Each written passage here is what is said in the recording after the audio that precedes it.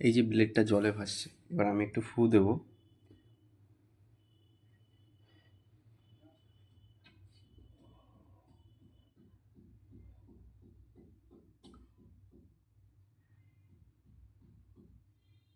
একটা জিনিস বোঝানোর জন্য যে এটা কোন ডাইরেকশানে এসে থামে। ঠিক আছে, এই ডাইরেকশান আবার এটাকে আমি মানে ঘোরাবো, দেখবেন সেম ডাইরেকশানেই আবার থাকবে।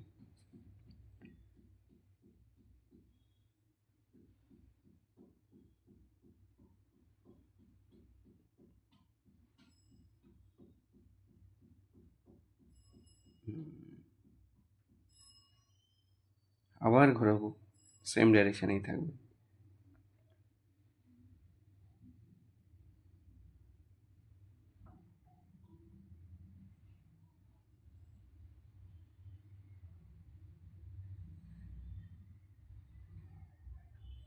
প্রথম কথা, ব্লেডটা কেন ভাসছে, ঠিক আছে।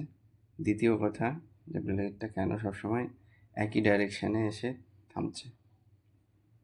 Comment below. Thank you.